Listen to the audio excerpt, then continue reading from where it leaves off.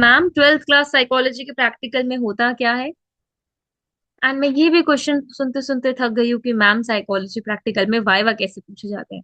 और twelfth class के बच्चों को ये इतनी प्रॉब्लम है कि एक सोशल प्रॉब्लम बन गई है। बहुत से बच्चों को ये प्रॉब्लम आ रही है कि मैम, प्रैक्टिकल्स में क्या होता है। उनको अपने थियोरटिकल एग्जाम की टेंशन नहीं, उनको सिर्फ उनकी प्रैक्टिकल एग्जाम की टेंशन हो रही है। सो मैंने सोचा कि चलो एक वीडियो बना ही ले इसी के ऊपर, एंड आपको बहुत सी नॉलेज प्रोवाइड कर दे यहाँ पर प्रैक्टिकल्स के रिगार्डिंग।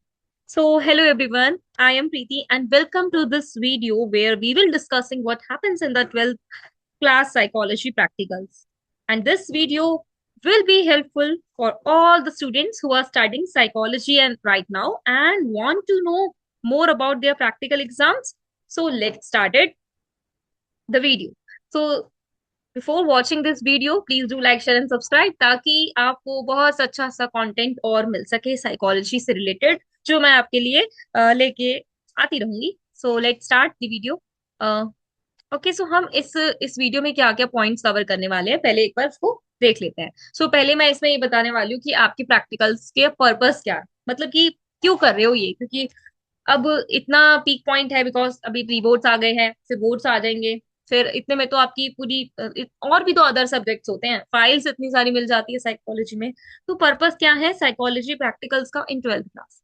सेकेंड, क्या एक्सपेरिमेंट्स करने हैं, क्या एक्टिविटीज हमें परफॉर्म करनी है प्रैक्टिकल्स में जो इंक्लूडेड है, उनके बारे में थोड़ा सा डिस्कशन करेंगे। मटेरियल्स इक्विपमेंट्स क्या क्या चाहिए होते हैं फॉर द प्रैक्टिकल्स, उनके बारे में थोड़ा डिस्कशन करेंगे। एंड ये इंपॉर्टेंस है, हम अगर प्रैक्टिकल में फेल हो जाए तो चल जाएगा, ये भी बहुत क्वेश्चन पूछा जाता है। या फिर अगर प्रैक्टिकल में हम फाइल ना बनाए तो क्या मैम मार्क्स दे देगी? तो ये वाले क्वेश्चन के आंसर्स मैं आपको देने वाली हूँ। And last for the least, tips for preparing for the practical exams, कि कैसे आप प्रिपेयर करो for your practical exams, specially for viva purpose, है ना। सो पहले तो आप एक बार अपना डिस्ट्रीब्यूशन ऑफ मार्क्स देख लीजिए। Practical file and case profile आपकी 10 मार्क्स की है। सो आई होप आप लोगों ने अभी तक बना ली होगी।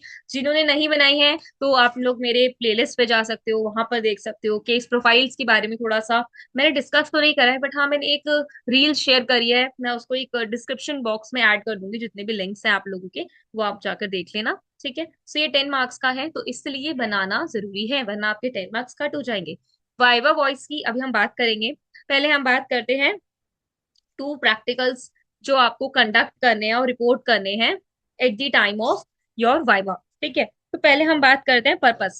देखो, पर्पस तो यही है कि आपको हैंड्स ऑन एक्सपीरियंसेस मिलेगा। ठीक है, और आप कलेक्ट करोगे खुद से डाटा, तो आपको एक एक्सपीरियंस, बहुत बड़ी चीज है, हमें एक्सपीरियंस मिलेगा। ठीक है, कैसे करना है कैसे नहीं करना है, फॉर दी रिसर्च पर्पस आगे जाकर आपको बहुत हेल्प मिलने वाली है। ठीक है, नेक्स्ट, कौन कौन से एक्सपेरिमेंट्स और एक्टिविटीज इंक्लूडेड है? वैसे तो हमारी ट्वेल्थ क्लास में 5 प्रैक्टिकल्स है। RSPM हो जाएगा आपका, SCAT हो जाएगा, SCQ हो जाएगा आपका, AISS हो जाएगा, और MPI करके कुछ है एक। तो ये सारे आपके 5 प्रैक्टिकल्स हैं जो इंक्लूडेड है आपकी क्लास ट्वेल्थ में। उन्हीं को आपको करना है। ठीक है, आपने अपना सब्जेक्ट प्रिपेयर करना है, इन सब्जेक्ट से वो पूरा आपका क्वेश्चन फिल कराना है, एंड देन वो पूरा आपका प्रोसीजर एज इट इज, जैसे आपने प्रैक्टिकल में करा सेम आपको करना पड़ता है रिपोर्टिंग के टाइम। मटेरियल्स इक्विपमेंट्स की अगर बात करें, तो वही आपके पास मटेरियल है, सबसे बड़ा आपका क्वेश्चन एयर जो आपके पास है और जो आप सब्जेक्ट को देने वाले हो। ठीक है, और ऑब्जर्वेशन टूल्स के लिए वही, आप कुछ ऐसा रिकॉर्डिंग्स वगैरह मटेरियल नहीं मिलने वाला, बस आपको खुद से रिकॉर्ड करना है। वो स्कोर वगैरह करके स्कोरिंग की से मैच वगैरह करना है। ठीक है, इंपॉर्टेंस तो बहुत जरूरी है भाई, आगे ऐड हो गए 30 मार्क्स। 30 में से 30 अचीव करना बहुत ईजी है, बस थोड़ा सा ध्यान दो इसमें।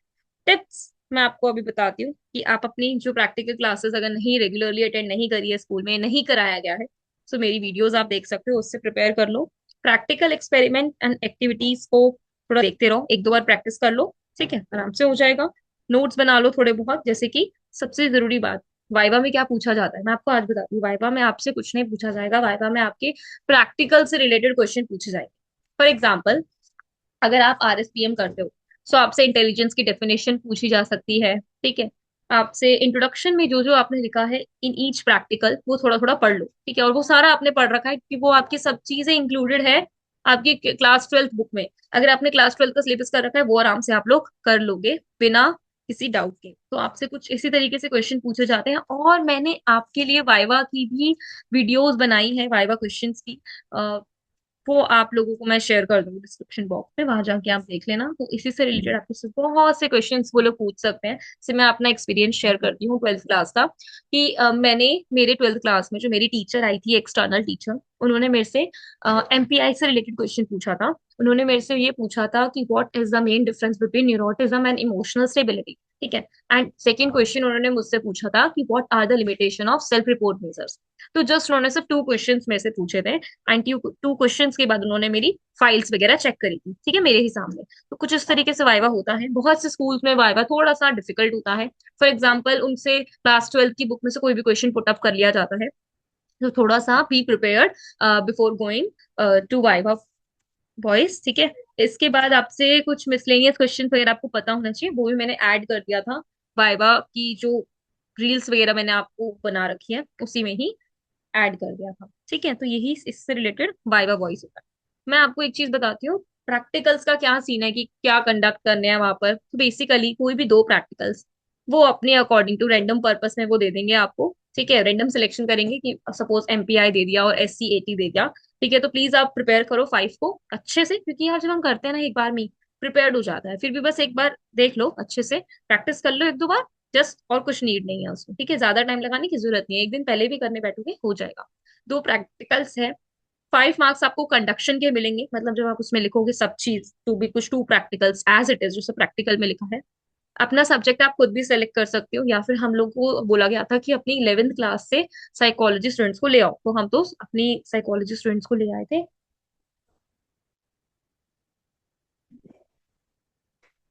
तो क्या बोलते हैं, हम लोगों ने रिपोर्ट वहीं से कर लिया था। हम उनको लेकर आए और उनको एज अ सब्जेक्ट बनाया, और उन सब्जेक्ट के साथ एक रैपो मेंटेन करी अच्छी सी। ऑब्वियस ये बात है, रैपो मेंटेन हो जाती है बिटवीन सब्जेक्ट एंड आपका जो एक्सपेरिमेंटर है उनके बिटवीन। और साथ में मैंने उनको क्या बोलते हैं, वो अपनी सब्जेक्ट को वो क्वेश्चन दिया। मैंने बोला आप इसको कंफर्टेबली फील सेफली इसको फिल कर दो। एंड लास्ट फिर उसके बाद मैंने उनकी स्कोरिंग करी, ठीक है। मैंने बोला विदाउट बायस आप इसको सॉल्व मतलब फिल करना, ऐसा नहीं होना चाहिए कि आप इसको एज एन रियल वे में, एक्चुअल सेल्फ में इसको सॉल्व करो, ना कि उसमें, ठीक है।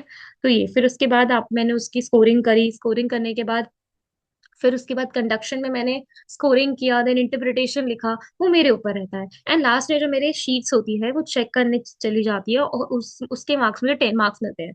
सो फॉर जो दो प्रैक्टिकल्स कंडक्ट हुए और रिपोर्टिंग हुई, इसके 15 मार्क्स हमें मिलते हैं।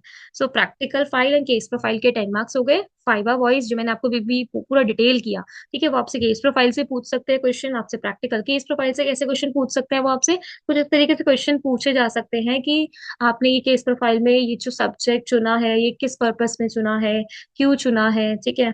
आप इसमें कौन सा मेथड इनको यूज किया, मतलब इन लोगों को सेलेक्ट करने के लिए, जो भी कुछ था, ठीक है। प्रैक्टिकल से रिलेटेड क्वेश्चंस हो गए बहुत से, पूरी बुक में से वो भी ऐसे ही मिसलेनियस क्वेश्चन पूछ लेते हैं, ठीक है। जो भी कुछ वो पूछ, ठीक है। तो उसके आपको 5 मार्क्स मिलते हैं अगर आप लोग करेक्ट आंसर दोगे तो ये इसलिए 10 + 5 + 15 = 30 मार्क्स होते हैं टोटल हमारे प्रैक्टिकल एग्जामिनेशन के। So please be careful and be aware, ठीक है। सो टिप्स यही है मेरे लिए कि प्रैक्टिकल क्लासेस आप रेगुलरली अटेंड करो, नहीं करिए तो प्लीज आप मेरी वीडियोस देखो, और ये भी आप इनसे भी थोड़ा आइडिया ले सकते हो, ठीक है। और वही प्रैक्टिस कर लो एक बार पूरे उसकी, अपनी टेक्स्ट बुक को रिव्यू कर लो, है ना, पूरे नोट्स को रिव्यू कर लो, इनके सब प्रैक्टिकल्स के इंट्रोडक्शन को रिव्यू कर लो। मस्ट से आप पूछे जा सकते हैं, ठीक है। और अपने टीचर्स या पीयर्स या फिर मेरी भी हेल्प ले सकते हो, कुछ भी आपको डाउट हो प्लीज अपने डाउट्स को कमेंट डाउन करो। मैं आपको जितना जल्दी हो सकेगा आंसर आपको दे दूंगी। तो this is all about practical exam. So I hope ये वीडियो आपको बहुत हेल्प कर रही होगी, ठीक है। एंड मैं ऐसी वीडियोस के साथ आपके साथ मिलती रहूंगी। So please do like share and subscribe, ये तो बहुत जरूरी है। So don't forget to like this video, share this video and subscribe to my channel. Thank you so much guys. Bye bye, take care. All the best for your practical exam.